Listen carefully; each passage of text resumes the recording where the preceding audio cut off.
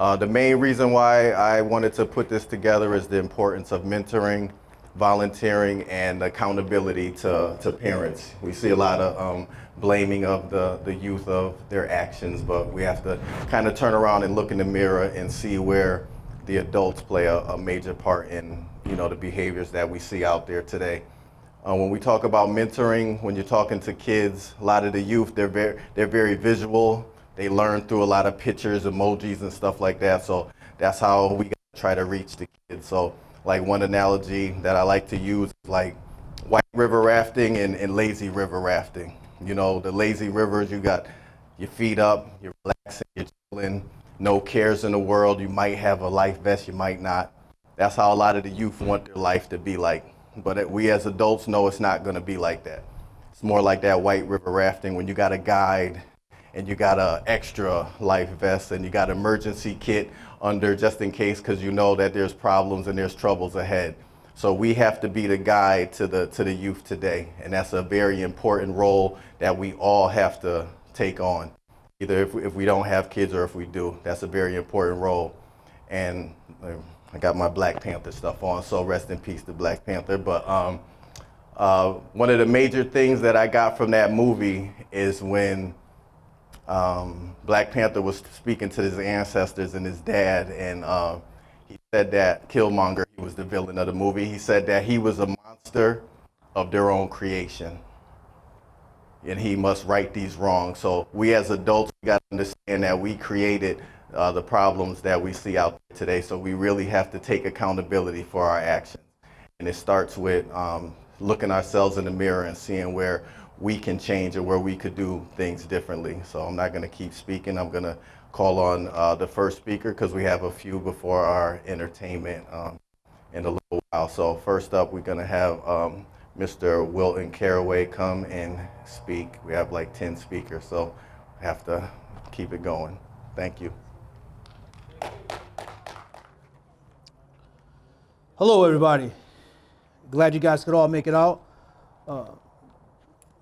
Justin called me, and we started talking about mentoring and the importance of mentoring, and we started thinking about the things that are important and the things that I think that are important to being a mentor and being part of his program. I'm thrilled to be a part of the program, and I was thinking that the time is now, and as he said, we have to take accountability for a lot of things that we see in society as adults. I am the minister of the Whitney Avenue Church of Christ, and I come from a faith-based background, and so I'll be mentoring in that perspective. And I tell people when because not everybody is a Christian, and I understand that, and I tell people you don't have to be intimidated if I'm mentoring you, because God believes in you whether you believe in him or not. And I believe that God has a plan for each individual and that everyone can succeed in life as long as they're given the proper tools. So it's one of our major aims is to provide direction based off of individuals' needs and also their family needs. One thing that I stress when I mentor kids or when I talk to anybody, I work with youth ministry. I had a large youth ministry of over 100 kids at one point. And I always ask the kids to examine some things, and I ask them, where are you in life? I ask them to ask themselves, why are you here? What can you do? And how can you do it? These are all questions that I ask myself, and I believe that experience is the best teacher. So I came up with an acronym that I use in my program. It's called Being Aware. The A stands for acknowledgement and appreciation. You have to acknowledge the hardship or the situation that you're in. And one thing I ask the kids that I work with is to appreciate that there always is a way out. So I teach kids to be anchored in hope and have a hope for their future. And so I always have them based on the A again, acknowledge where you are, appreciate the struggle that you're in, and then I move them on to the W, and I say, you're here because you need to be willing to have a mind shift change. You need to think about things, think about why you are where you are, and how do you want to succeed.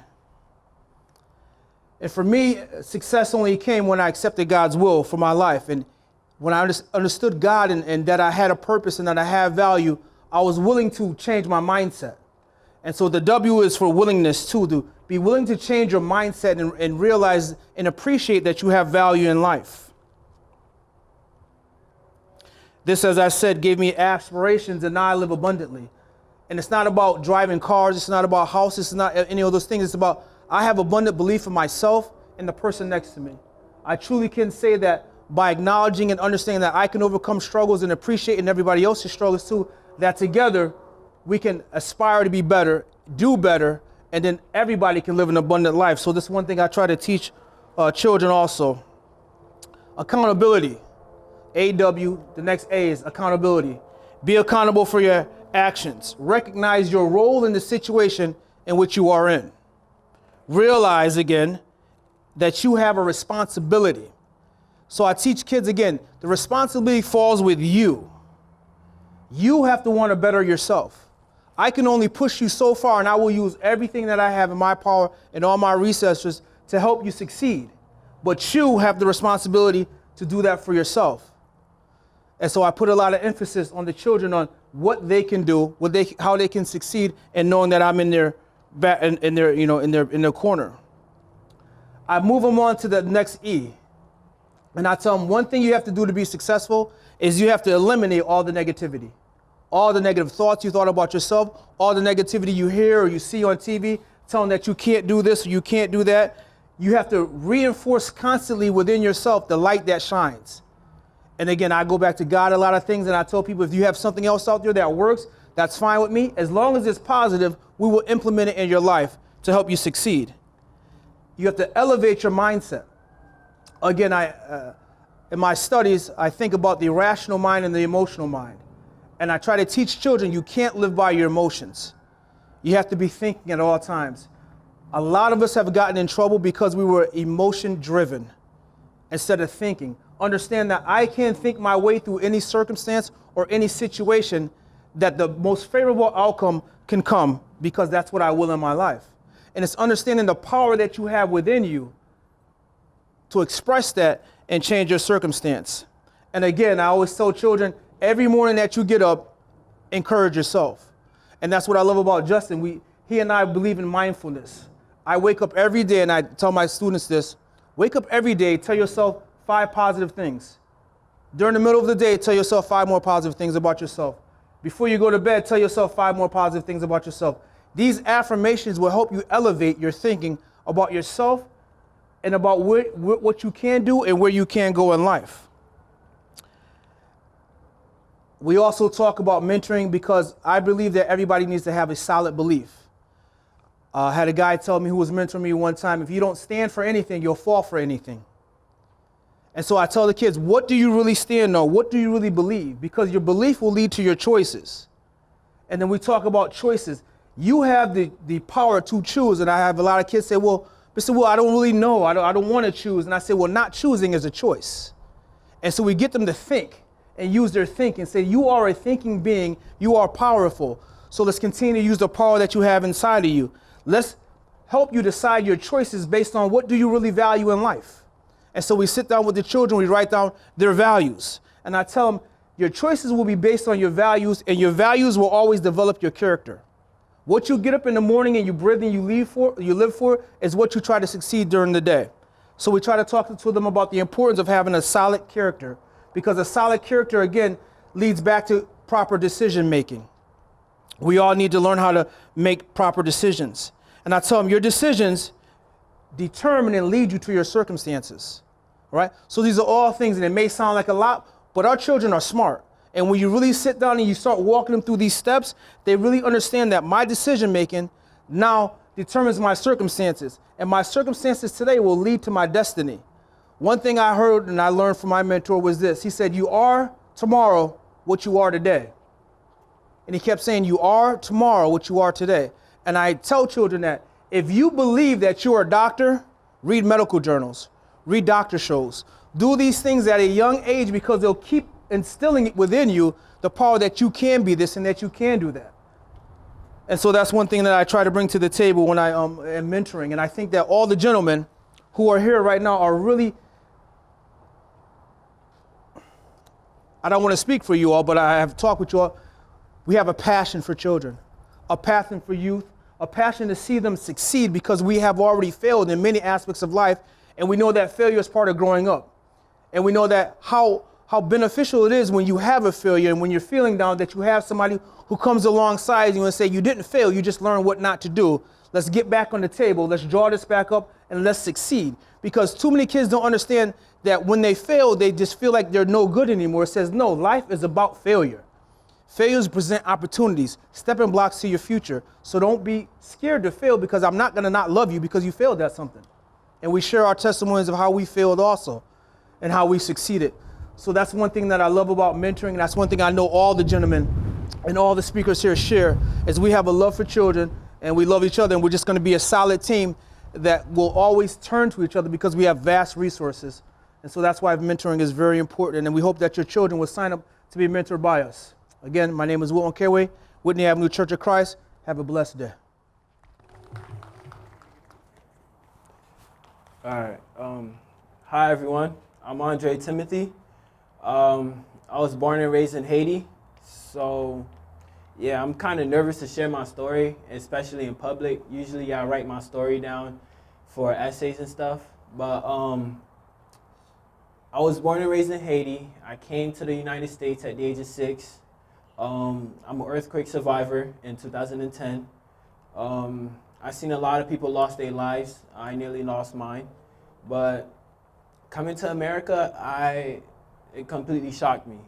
I was expecting everything that I done seen in movies in Haiti. I was expecting everyone to be happy, kind, to accept foreign people from out of state, out of country. But it was completely not that. Especially being in the 3rd grade, I came to the school, I dressed different, and a lot of the kids bullied me. A lot of the kids called me names. They didn't accept me. They teased me a lot of the times. They tried to pick fights with me, but it kept me down. Not going to lie, it kept me down. A lot of my older siblings, a lot of my older cousins, they were all in upper grades than me, so they couldn't really do anything and watch me and guide me. And the teachers didn't really seem to care in my eyes, because they thought I was just going to be another foreign student that wasn't going to be able to comprehend English and all of that. But my family had a totally different plan. After I told them about me being bullied, about how I didn't feel comfortable being in my own skin, I wanted to be lighter. I wanted to be nearly white, colored eyes. I thought then people would accept me, but they told me not. They told me to love my skin, to love who I am. And at the time I was only 6, so I couldn't understand it. But I grew older and I completely understand that. I'm proud to be the color I am. I'm proud to be just Haitian. I'm proud to be from another country. And then they started to teach me a lot. I started reading bigger books than normal kids would. I started to do more advanced learning with my family to get back to being considered normal. But it exceeded their expectations. I became more than normal. After 4 years, I completely learned the English language. My vocabulary was expanding faster than any kids in the 5th grade. After 6th grade, they started to put me in honors classes, 7th and 8th grade classes, and it was just too easy for me then too. And a lot of the kids was just wondering how I improved so fast, and I just told them that I just trusted my family and trusted God. And that was really the best decision I ever made. And I still firmly believed in my culture, so I was still dressed different, and I was glad that I made a couple of friends. Being only like 8, I made a couple friends that accepted me. They accepted me completely. Like, I would walk around outside ashy.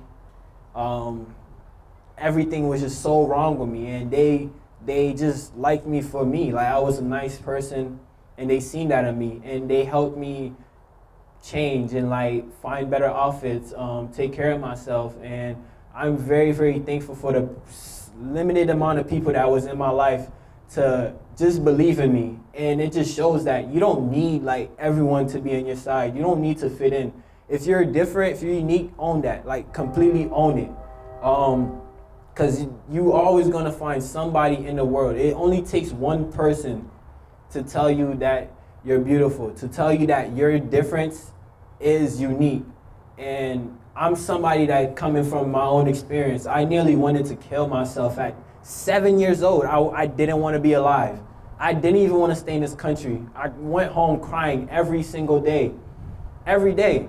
And it just completely was bad. And it took one teacher, which was my 3rd grade teacher after I stayed back, Miss Perry. And honestly, if it was not for her, it would be totally different. Because she called home and she told my family what was going on with me, why I was misbehaving all the time. And it wasn't for her, none of my family would have really paid attention, and I completely owed everything to her. And going through that experience, thinking back, now I finally know what I really want to do in my life. I know that when I get older, I'm going to start a non-profit organization, and I'm going to help everyone, all the homeless people, a lot of people that come to the United States without much paperwork, without much anything, no money, nothing. I'm going to help them succeed or have a decent living in the U.S. to not be homeless. I'm gonna help their children to get great education, to speak the language better, to know how to survive in a toxic environment, especially being young. Your mind is easily manipulated to wanting to change yourself, but I'm going to have them in an environment where everyone is different, so they own their differences, they own their unique dances, they own their unique dishes, and everything. And language is beautiful. Like, everyone here is beautiful. I love the diversity of everything. So I'm just completely thankful to be here.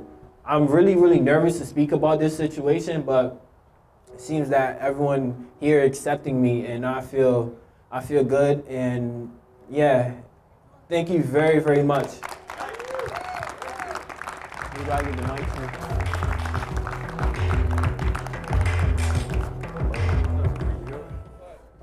Good afternoon, everyone. My name is Henry Duncan, and I run an organization called T.U.R.F. That stands for TrueUrbanReForm. And our motto is changing the hood into home. Everybody think about the hood, and everybody just, everybody's mindset about the hood is just terrible. No one can consider the hood to be home, and that is what T.U.R.F. is standing. It's all about. And the way we go about doing that is I don't really search after the masses.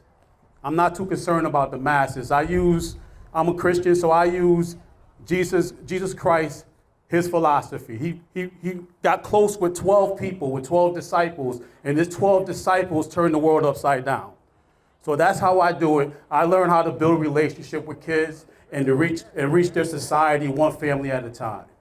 When I talked with Justin and I met with the other guys about fatherhood, and I see what's lacking in society is accountability on the father's behalf. And you look at society and where a lot of our inner city kids and how they're growing up without fathers, mainly because they're either dead or they're locked up.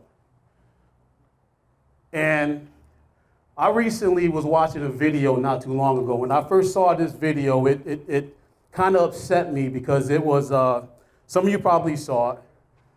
It was Offset and Cardi B. They gave their 2-year-old daughter an expensive bag. I think the bag was worth like $8,000. And when I saw this video, the first thing in my mind was, what a waste.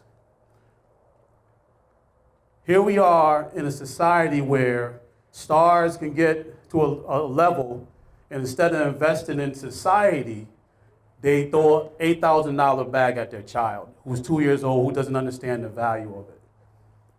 But then I turned that around, and I thought that through a little bit. A child will never understand the value of their gift. The parents, they understand that value. And as a Christian, I read and I study the Bible, and the Bible tells me that children are a heritage of the Lord, and the fruit of his womb is his reward, is our reward, rather. That, and I know a lot of people, whether you're a Christian or not, everyone looks at a child as being a gift. I've been blessed with a child. This child is a gift. So when God gave us this gift, I believe that God was excited about the gift that he gave us. And because some of us as men, we don't understand, I'm speaking as a man, we still have the child mentality. So when we get this child, we don't understand the value that's in that child. We don't see past our own needs, our own wants. We don't understand how valuable this young life, this little life is. The importance of being able to mold and to shape and to build this life. That life is so valuable, but because we still have a childlike mindset, we don't understand the value of that child. When Offset handed this $8,000 bag off to his daughter, she said, "Oh, it's pink, it's pretty." Then she put it back down. Cardi B and Offset, they were all excited about this gift that they gave their child, but the child could care less because the child was thinking like a child. A child is always going to do what a child does. And the problem with society, with us as men, we don't understand the value when we were given that child, the responsibility that we have as a man, as a father, as an adult, as a part of our society. More importantly, a part of our society to raise and to nurture that child. I'll speak on my behalf.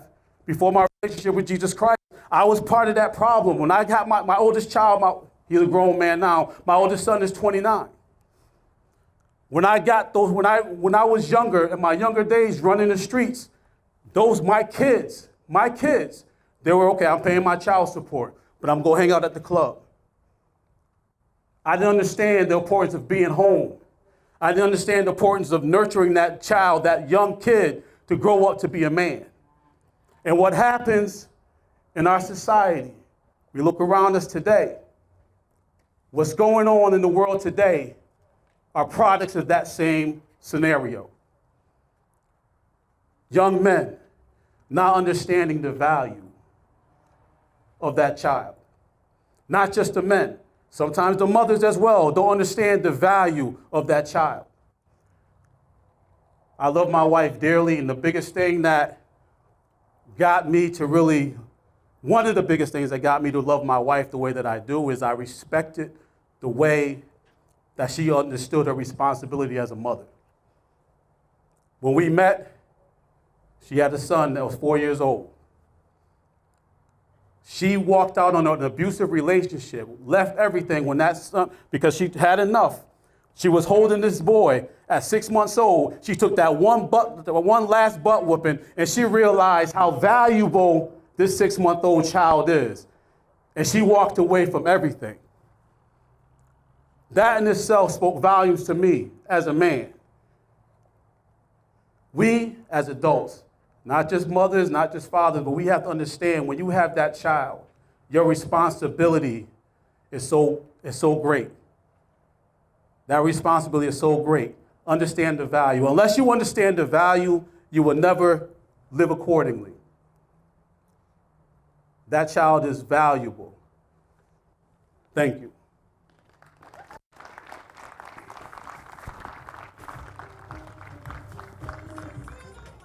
Hello, everybody. Hello. My name is Brendan Noonan. I'm an assistant chief with the Meriden Fire Department. And wow, I am following up some excellent speakers. I'm from Meriden, born and raised here. I did not have to go through the troubles of emigrating from Haiti or being in an earthquake. Amazing, amazing stories. But what I do want to talk to you about is what I've gone through being a firefighter, and specifically how I came about becoming a firefighter, and how some of you can too. Now, I know that it's not a job for everyone, but I know that there's people out here in this crowd that it may appeal to. And I'd like to talk to you about that. I'm going to be here after the talks today, and I'd like to talk to some of you on an individual level. I'd like to hear what you have to say about what you think about becoming a firefighter, and I'd like you to hear what I have to say. I have a friend with me. His name's Orlando. He is in the Fire Academy right now. So he has a fresh perspective on what it's like to go through the process of becoming a firefighter. He's here to help me talk with you guys about that. We've heard some great things today. I agree with so much of it. I am a father, and I just love every minute of it. And I hope that you dads out there do as well. Spend as much time as you can with your kids. They grow up way too quick. Please come talk to me. Come see me afterward, after the speeches today. Let's talk about what it takes to become a firefighter. And let's get some Meriden people on the Meriden Fire Department. Thank you. Good afternoon, Meriden. I'd like to thank Justin for the invitation to speak today at the Fatherhood Initiative on the Meriden Green. And my message today to you is a very simple one. Almost anyone can become a father, but fatherhood is what happens after the fact. Fatherhood is to be part nurturer, part teacher, part disciplinarian, and part role model. But the greatest reward a father can give a child is love. I was fortunate enough to have a father around while I was growing up. And yes, my dad was my hero, and his methodology towards his children was from the school of tough love, rules and consequences, and lots of advice. While naturally rebelling against those rules, testing the boundaries of my youth, I always knew the ramifications for breaking the rules and getting caught. My siblings and I were recipients of the belt. Unfortunate was the day when the book was discovered in the seat of my pants, protecting my backside, and I can tell you that was the last time I tried that. But today I reflect on my father who passed away many years ago, and I'm reminded of how Michael Lombardi, NFL executive and co-chair of the Daily Coach, put fatherhood in these terms, and I quote for you: raising children with respect for others, passion for their life, and the ability to give and receive love. It's impacting their life in a positive way so that in their solitude they can hear your voice, feel your encouragement, know your love, and most of all, whisper to them the courage to take on every one of life's challenges. I previously mentioned my father was big on advice giving. Today, much of that advice is and has become wisdom. Children don't see the world the same as an adult. We are all different. We all learn differently. We are all unique and express our individualities differently. How often do you see large families and notice how all the siblings are so different? The lessons we learn as children stay with us forever. As those lessons, both good and bad, mold us into what we become, my siblings and I were purposefully raised to be independent and to cope with the ramifications of our individual decisions. My father and I were not especially close, nor were our hobbies. They were very seldomly shared. But I do know this: his guiding hand through thick and thin is still holding mine, helping me to bring me to be a better person, a better man, and a passionate individual who cares deeply for his peers and for those who are less fortunate. I would call my father's guidance and love, tough as it often was, one of the greatest examples of leadership I've ever experienced.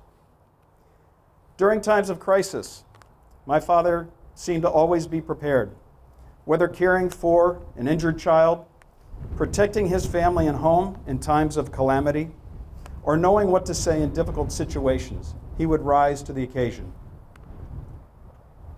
Through it all, he provided and protected his family and bonded our individual, independent paths into a sense of family unity so that we were able to go out and do the same for our communities as we passed along his favorite motto, which, by the way, he borrowed from a car safety commercial: watch out for the other guy.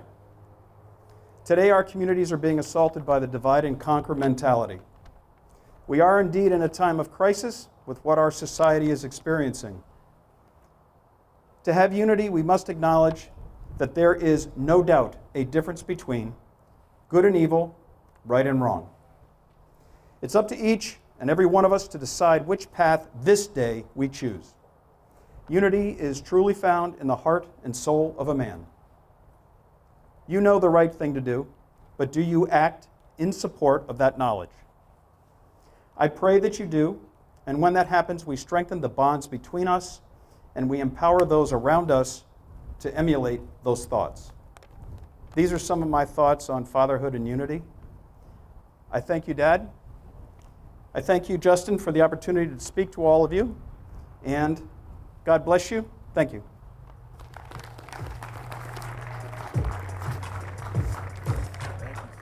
When I was in high school, I read a book called Black Like Me. How many have heard about that book?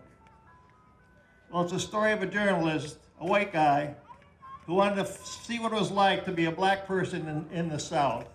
So he had the color of his skin change with medication. And he didn't look at himself while he was going through the transformation. And then he decided, I've got to see what I look like. So a 50-year-old white guy looks in the mirror and he sees a black guy. And it shook him. He didn't expect the impact, the emotional impact that he was going to get when he looked in that mirror and saw someone that didn't even look like him. And then he went through the South, Alabama, Mississippi, Georgia, as a black person. And this guy got the crap kicked out of him. He got disrespected. He couldn't eat in certain restaurants. He couldn't, this is back in the 60s now, so some things have changed, but I gotta tell you, a lot of things are not that different. So that really had a real impact on me when I was a teenager in high school. And after that, I really started thinking about what it means to be a person of color in this country and what needs to happen. So I've been happy to be involved in a number of things in our city. I've been a city councilor for 18 years. I've been mayor for 6 years, and I'm happy to say finally, at City Hall, we're finally addressing some of the issues that need to be addressed, like police brutality, like hiring practices, like bias training for everybody. Because we all know we've got some issues in this town that need to be addressed. And thankfully, I think for the first time, this country is ready to make some of these changes that we all are looking for to make America the promise of what it should be. So I am learning every day, and I'm my color is part of this problem. It's white people that created this problem, really. And I want to see more white people involved in fixing this problem. I've been to many of the marches. I've been through the protests and all these things, and we're serious. We got young people involved, all kinds of folks involved, and I think, God help us, if we don't take this opportunity to really make the change that we need, God help us, because I don't see it coming around again. And I credit everybody who's got a stake in this fight, who've been out there protesting and making noise and being part of the good trouble and all that needs to happen. And we welcome everybody's support. This is not a time to sit it out. We are in the battle for soul of America. So I was asked today to talk about, my topic was giving back to our community. And I firmly believe in doing that we owe our community a lot, and to the extent we can do, we should be out there helping our community in different ways. And I have to tell you, a lot of that came from my dad. And I just want to do one story about that impact that you might find interesting. So my dad was an engineer, and he had a big heart, and he always liked to help people. He would go out on a Saturday to a widow's house and fix her plumbing, fix her heating, hardly charge them anything. He was 82 years old, living in Florida. He crawled underneath some of those mobile homes to fix the plumbing for old ladies. I mean, he was that kind of a guy. Anyway, there are two lessons that he lived by, two things that shaped his life and also wound up shaping mine. These two sayings were this: Always leave a place better than you found it. Always leave a place better than you found it. And that can happen in your home, can happen in your school, in your community, in your church, in anything you're involved in. When you get involved with it, leave it better than you found it. And secondly, because he worked with his hands and he got this lesson from his father, this was as good as human hands could make it. As good as human hands could make it. So he would not leave a job until it was perfect.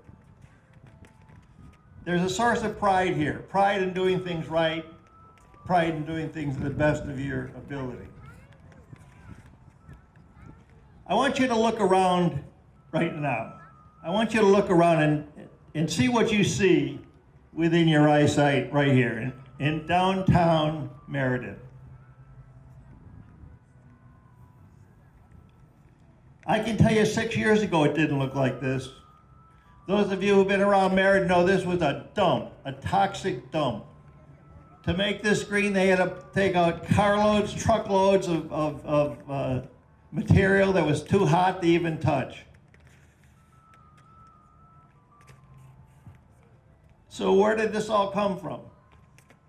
How did a toxic waste dump turn into this and be the linchpin for the mills coming down, the new train station, all these new apartments you see all over here, about $200 million worth of investment? How did that happen?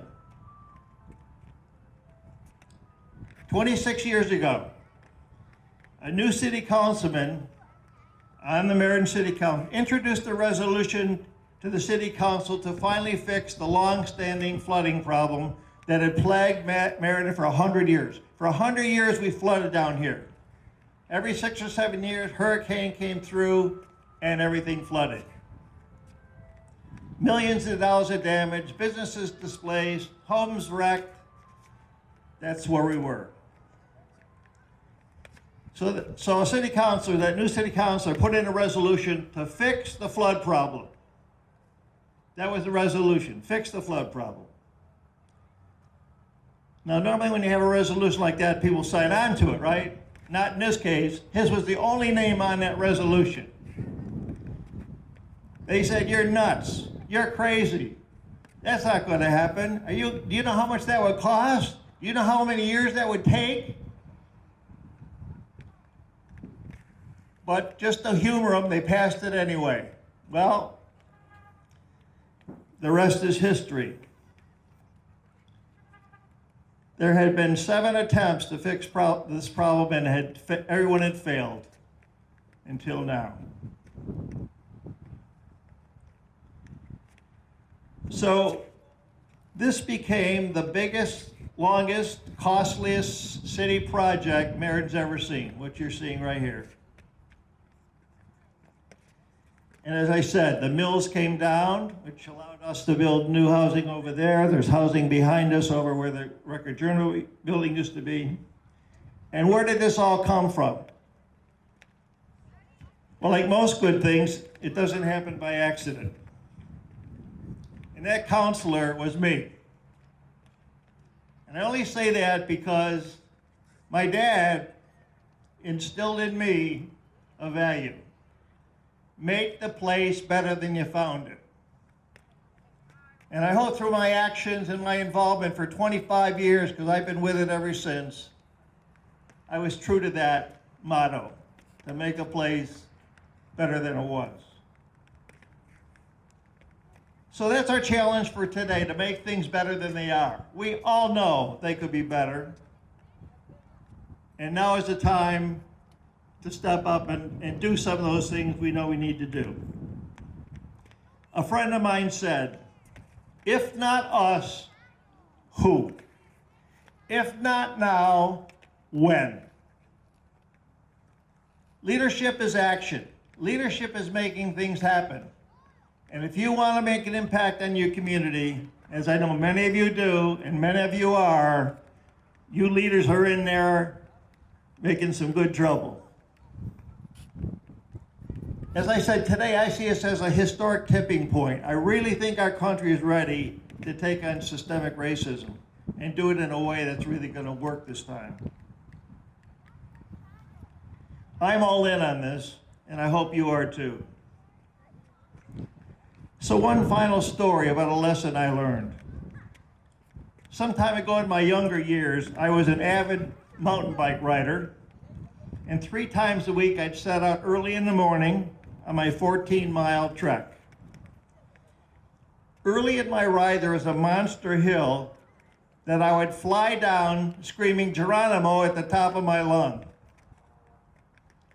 As I reached the bottom, I would dreadfully think, I've got to come back up this hill toward the end of my ride.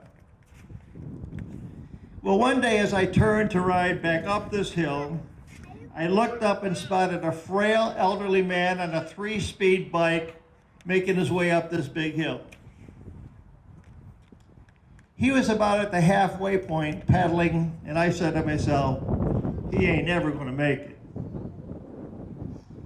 For sure, he's going to get off that bike and start walking. Well,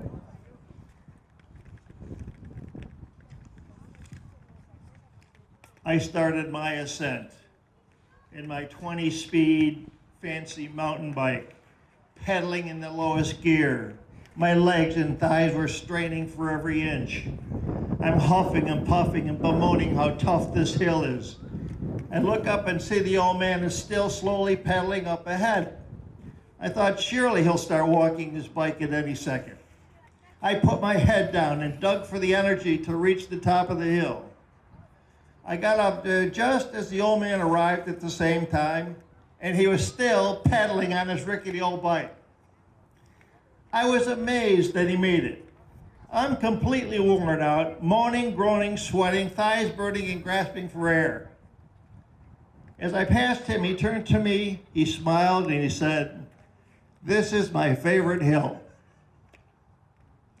I thought to myself, this is unbelievable. I'm dying over here, and you're treating this hill like a walk in the park. I'm younger, in good shape, on my fancy mountain bike. You're on your old antique bike grinding it out with a smile on your face. But then it dawned on me. What a message, what a lesson.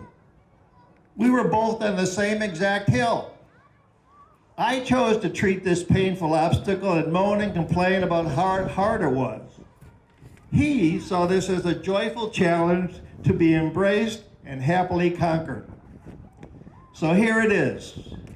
We have choices in our lives about how we react and respond to difficult challenges. And the choices are clear. We can view them as horribly difficult and demanding while feeling sorry for ourselves and complaining as we plow our way through, begrudging every step. Or, as this old gentleman, we can joyfully accept the inevitable difficulties we encounter in life with a happy acceptance of a challenge to be fully conquered. We can bring a positive attitude to accomplishing life's difficult challenges, whatever they may be, and that choice is ours. So thank you for the opportunity to be here tonight. It's been inspiring to hear the speakers and to see the dancers and do it in downtown Meriden, the revitalized downtown Meriden.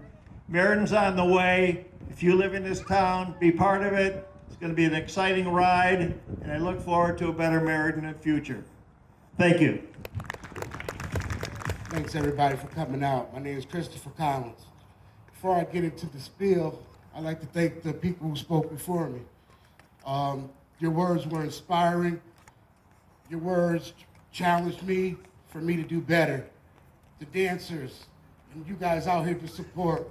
What I'm here to talk about is our community. But first, I want to let you know who I am. My name is Christopher Collins, born and raised in Hamden, Connecticut.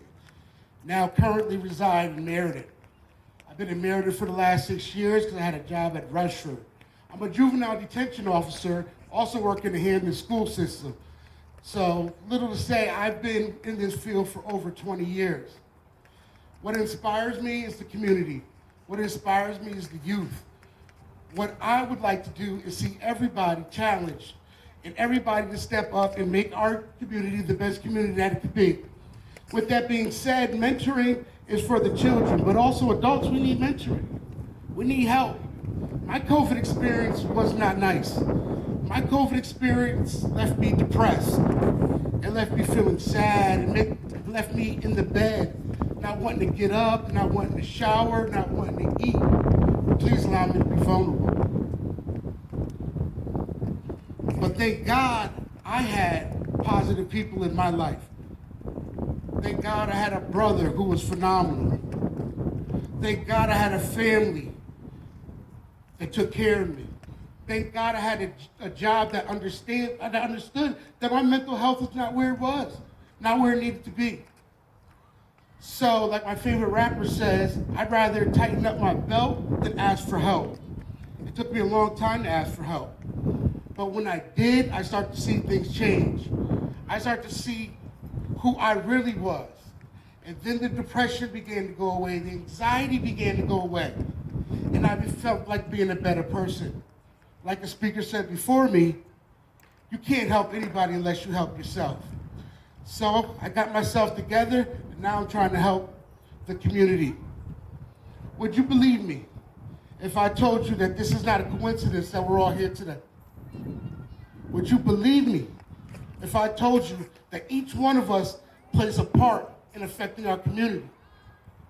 Would you believe me if I told you 1 million out of 1 million times I would rather help 1 million people than to receive $1 million?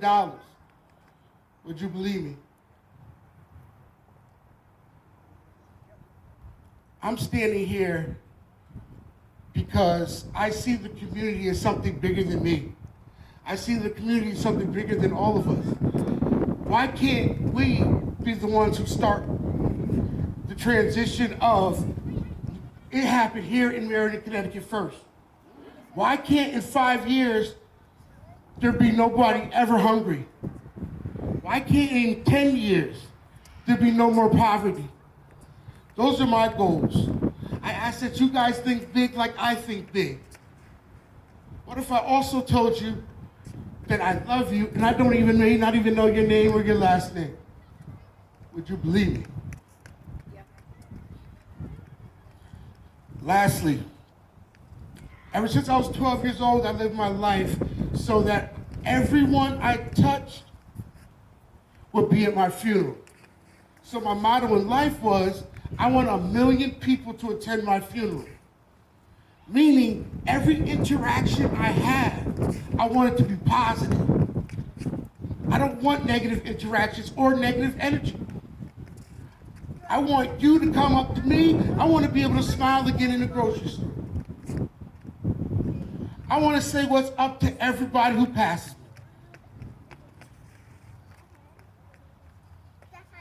Lastly, I want us to be able to come together to figure out the problems, come with the solutions. We know the problems, but we need to find the solutions. So I ask that the powers that be, let it be so that when we all leave here, that we figure out how to make our place better. Justin, I thank you so much. I salute you, my friend, for letting me come up here and tell the crowd how I'm feeling inside. That means everything to me. I can't thank you enough. Thank you guys for coming out. Appreciate that, appreciate it. Thank you guys for coming out. And I really mean, how are we going to change our community? I ask that everyone start inviting 5 people. If we do this again, however many people are here, let's double it. The next time, let's triple it. Then let's have the mayor, the police chief, let's talk about some de-escalation skills. Let's talk about ways that you could talk to that driver that you just pulled over without belittling him. Nobody wants to be belittled. Nobody wants to be talked to as any old way. So why do you feel that you could talk to me any old way? So my dream, my fantasy is that one day we'll all be on the same level. We will all be able to, regardless what color we are, we all will be able to have each other's back and raise each other's kids like we did when I was a child. Lastly, I appreciate all you for listening. This was something that I wouldn't have been able to do a couple months ago. I was so in such a deep rut that I couldn't even do it. But I thank God for my family, my brother who happens to be a life coach. So that just tells you there are people out there you can talk to. If you feel yourself going through some of the stuff I mentioned, understand there's people who really care, who really will go that extra mile for you. Again, my name is Chris Collins, and I greatly appreciate y'all listening.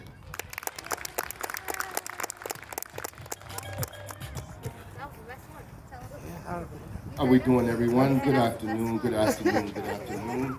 I stand before you as a member of TKT Fatherhood.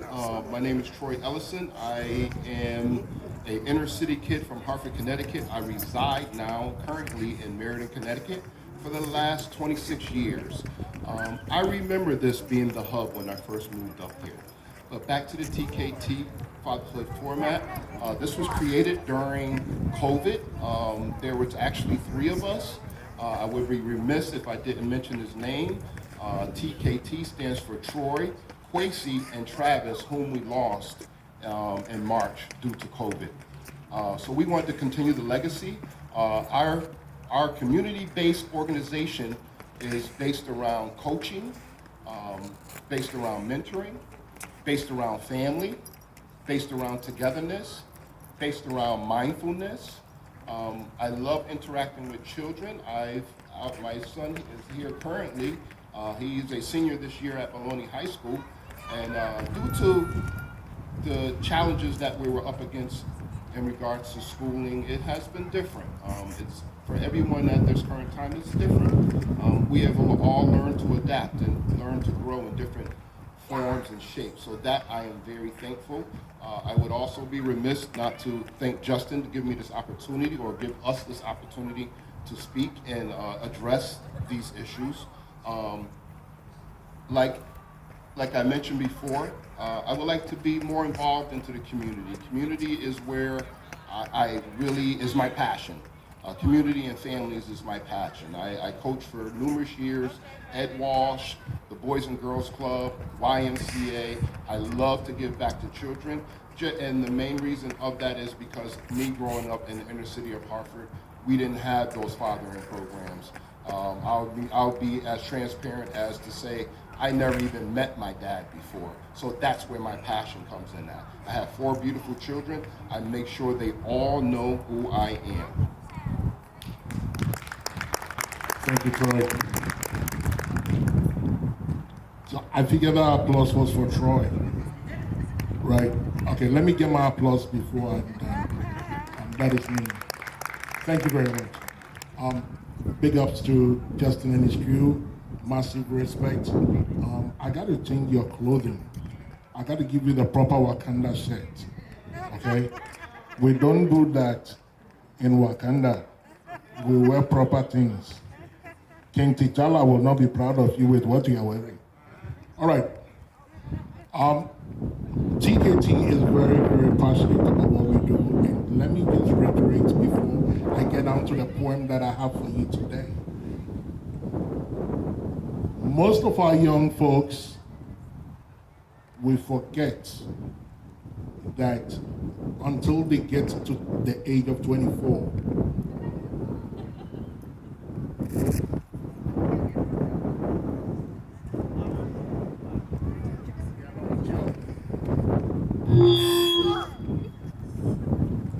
unfortunately,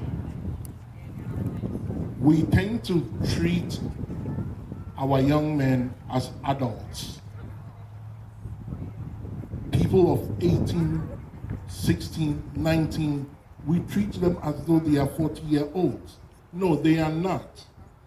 When we engage with them, when we interact with them, we need to remind ourselves that they are still young and they need mentoring, they need development. With that being said, we bring to you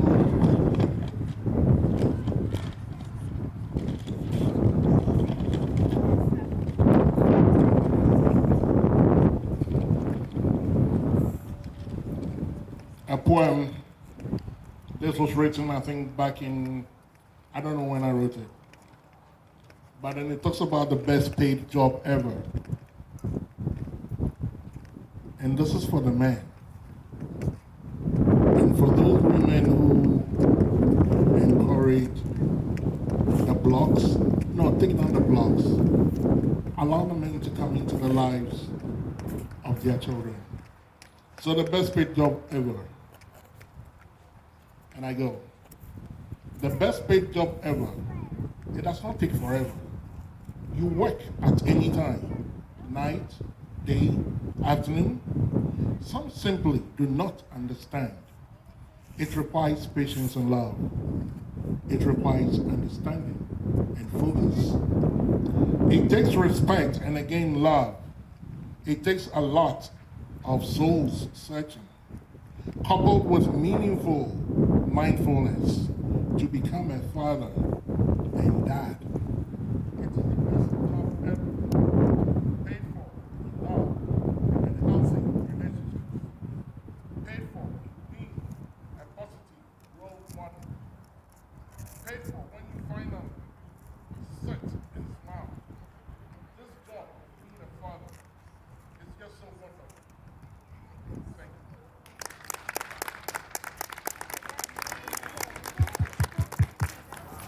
How's everyone doing today?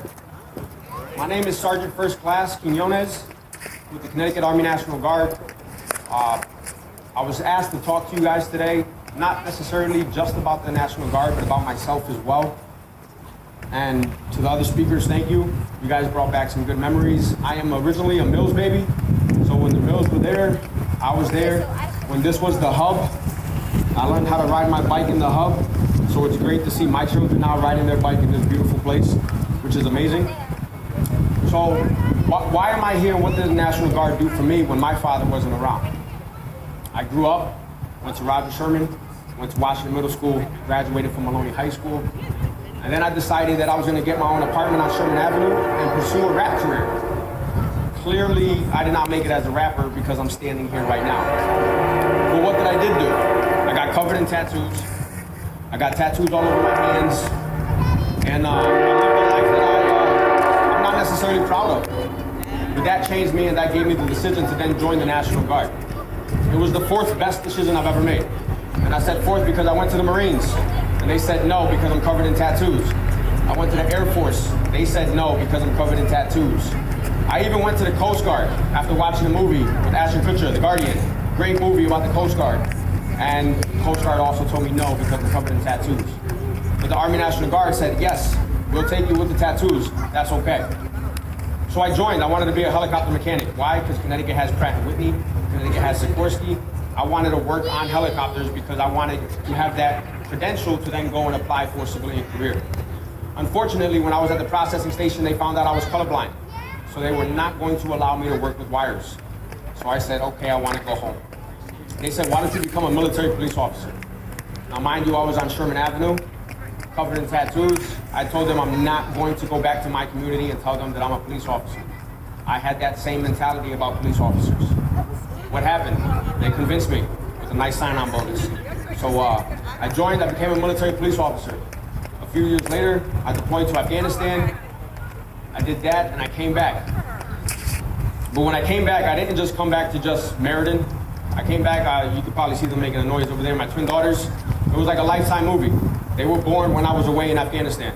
So when I came back, I got off the plane and I met two little 7-month-olds who they're clearly not 7-month-old anymore. And I knew my life was gonna be different. So along with them, I did have a son as well that I came home to. And being a father definitely made me want to be better, but not only for them, but for my community. But I had that same mentality. When I first came back from Afghanistan, I moved away from Meriden. I wanted to get away. I moved to Wallingford, right? Everyone who says they want to get away from Meriden, they move to Wallingford. I lived there for a year, it was great. But what happened? I wanted to buy my house and I wanted to come back to my community. So I bought my house in Meriden. And I'm living my life now as a father in Meriden.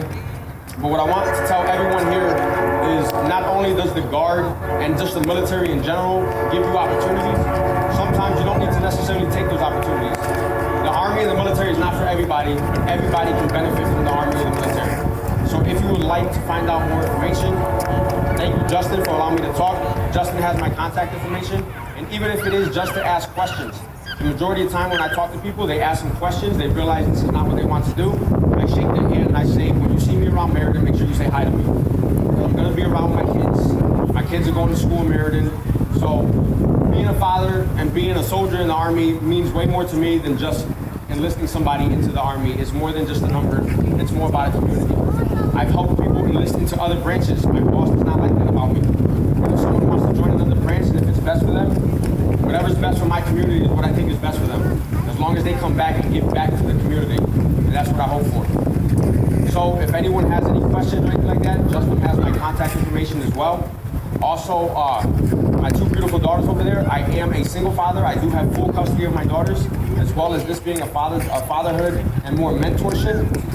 Through the years, a lot of people who I don't even know, but we have mutual friends, they come to me and they ask questions, because sometimes as males, they think that males in Connecticut, they cannot get full custody of their children, all right? If you know what is best for your children, I am 100% welcoming and offering advice to how to, do that, because everyone's afraid of the court system. Everyone thinks that the court system is against men, and in some cases it is.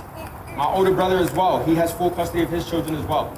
So, not just necessarily here to talk about the Army, but just talk about fatherhood in general. I'll be here for any kind of questions or anytime later on. Again, I'm always around Meriden with my kids. Thank you.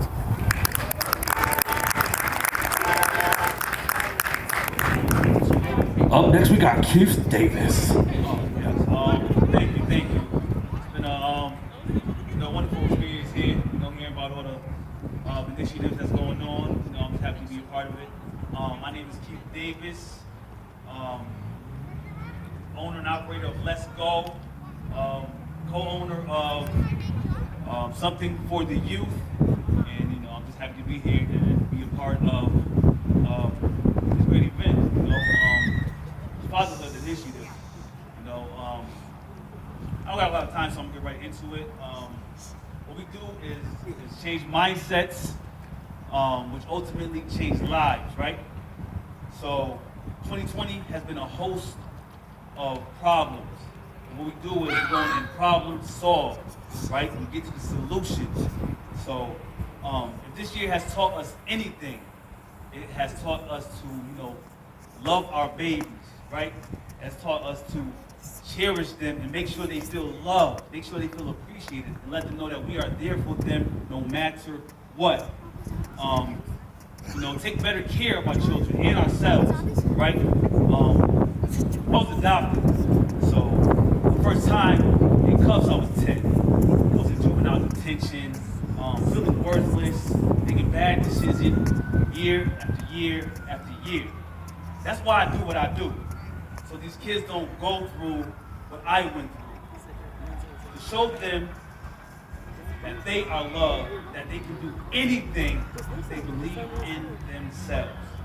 So right now, we get mad at the teachers, the principals, the administrators for the confusion and what they are not doing for our kids. When we're not doing everything in our power in the home. Right?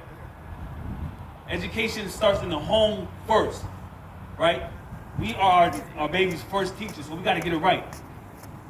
So we getting mad because we can't do the work, and we don't know what's going on, yelling and acting crazy. So how are our children supposed to hold their composure and listen and do what they're supposed to do if they see us acting crazy, running around like we don't got no sense? Kids do what we do, not what we say. So we gotta stop making excuses, get on those Zoom calls, study what they studying, and get it right. That's it. Put the drinks down, put the smoke away long enough for us to engage with our babies. That's right. See, I don't know my biological father, so I make sure that my daughter knows who I am, no matter what. It don't matter what me and her mother go through. It doesn't matter if I'm in the home or not. All that matters is that she knows that I'm there for her no matter what. And we gotta stop making excuses, fellas. We gotta be in our babies' lives, no matter what. We gotta get out of our feelings and get into relationships with our babies. The cards are already stacked against us. So, we gotta do what we gotta do, baby. No excuses. So, real quick, I'm gonna wrap it up because, we'll be here all day and, I don't want to take too much of your time. But the media portrays us as thugs, as criminals, as absentee fathers, right? They keep showing us getting slaughtered. They keep showing us getting killed. They keep showing us in jails. And that's not who we are. That's really not who we are. That's what they want the world to believe about us. And that's what they want us to believe about us. But we're not doing that no more. We're not doing that. We're not believing what they say about us. We are more than what the media portrays, right? So, we gotta do what we gotta do. Be in our babies' lives, no matter what. We are changing the narrative. So, I want you to repeat after me, right? All my fathers, all my fellas. I will not let them dictate who I am as a man. That's it. We're not letting them tell us who we are, what we're doing. All right? Thank y'all. Have a good day. Hi, everyone. How's everyone doing? All right. Buenas tardes. Thank you for being here. My name is Hilda Santiago. I'm a state representative in Meriden, and welcome to my district. You are in the middle of my district, the district that I love and the district that I was raised in. So thank you for that. But I want to make sure that we thank the people that sponsored this, T.U.R.F, Lifetime TYS, Let's Go, Headz, WACOC Ministries, TKT Fatherhood Initiative. Thank you for being here. Thank you for being the role models. And thank you for spending the time to get the message out. This is just the beginning. This is just the beginning. And we have to keep fighting at this to make sure that our kids have the role models they need. I raised two kids on my own. They're already grown-ups, and I was the father and the mother. So when Father's Day comes along, my daughter calls me up and says, Happy Father's Day, because I raised my two kids on my own. And it's sad, but that's what happened. And we need to be there for our kids. So I really am enthused, and I really am going to support these programs of what you're trying to do here today. And I will take you up on making sure that you follow through. And Justin knows me. Justin knows me. I get invited to a place, I will try my best to be there, because not only I talk the talk, but I walk the walk. And that's how people know me. Because it's important that we have role models for our children. I had role models when I was getting involved in politics. I had role models when I was growing up. So we need to be those role models for our children. I'm not embarrassed about being a politician, because I know what I stand for. And I know what I am doing in my community is the right thing. So that's what's important. So I'm not embarrassed about being a politician. I am fighting for my people. I am fighting for my neighborhoods, and I am fighting for the district that I represent. And to me, that's what keeps me going every day in and day out. And with this program that's being put on here today, it's about looking for mentors, looking for mentorship to help our kids through education, through their lives, through play, through growing up, whatever they're doing, through school. not only now, but far and beyond. If they decide to go to a trade school, if they decide to go to a college, we have to be there for them. That's important. My daughter now is 39 years old, and she is now in her last year finishing up her associate's degree. It took her a while, but she's doing it. So I have to be there to encourage her. I have to be there to make sure she's done doing what she needs to do. It took her a long time, but she's doing it.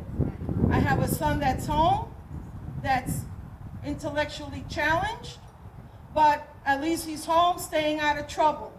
Because let me tell you, raising 2 kids has not been easy on my own. It has been a long trek. It has been a long time in making sure that they were doing the right thing. And finally they are. And that's what makes me proud as a mother, as a person that lives in Meriden. And now I'm doing something about it. So I encourage you to make sure you're registered to vote, because this election is going to be very important. And even for those people that have a record, anyone that has some background, criminal background, you can still vote. You can still vote. My son has a background, criminal background, and he is still voting. He makes sure, even though he's intellectually challenged, he makes sure he votes every year, whether it's for local, for state, or for federal. And to him, it's important that he does that all the time. So we have to instill that in our people.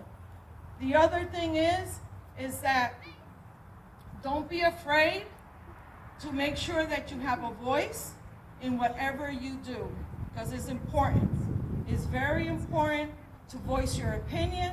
It's very important to make sure you tell your elected leaders how you feel. And it's important also to get their help.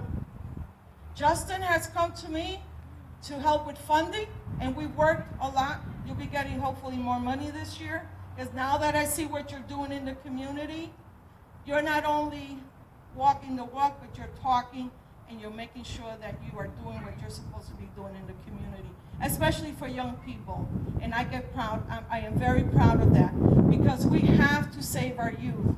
If we don't save our youth, what's in it for the next generation, right? We have to make sure as mentors, whether you're a woman or a man, that you are there for young kids. Even if you're raising kids on your own, like Mr. Quinones is doing, he's a sole custody of his kids, we have to be proud of that. I raised my kids on my own, and I had to do what I had to do, work sometimes 3 jobs in order to pay rent and put food on the table. So we have to do what we do. And my daughter right now, she's a homeowner, she has a job, and she does what she has to do. And she's been in a lot of trouble when she was younger. And those are the old days. But learning from what she went through, she's a better citizen, she's a better person today. And having me as a role model there supporting her is very important. I wish I had more of a mentor that was a man for my son, but I did the best I could as a mother. And that's what's important. I also want to thank the DJ for at least playing some Spanish music for Hispanic Heritage Month. That was very nice. Thank you for supporting that. I also want to say that if the census is out there, please make sure that you have done the census. It could be done online, or you can call if you go to census.gov. It's so important because programs like yours are the ones that we have to be able to support. And if we don't do the census, then the city of Meriden will get less money, the state of Connecticut will get less money. That's why it's important to do the census. And also make sure you register to vote. Like I said, it's not too late to register to vote. I've been doing voting for many, many years, and I always took my kids with me to vote, because that's the civil thing to do, to make sure that your community is working, that government is working. I was on the city council for 8 years before I became a state rep. I was very involved in the Democratic Town Committee, and I was very involved in the Board of Ed, because I wanted to make sure that my kids had a voice at the table. And that's what we are as parents, as friends, as relatives, brothers and sisters and cousins and in-laws. We have to be that voice for our kids. So that's why it's important for these programs, these mentoring programs, to keep helping our kids in the school system, out in organizations, and out in Meriden. Because if we don't do that, nobody else is going to care about what's happening. So please, make sure you vote, make sure you do the census, and make sure you stay involved in programs like this. So thank you, Justin, for all you do, and your groups. Thank you.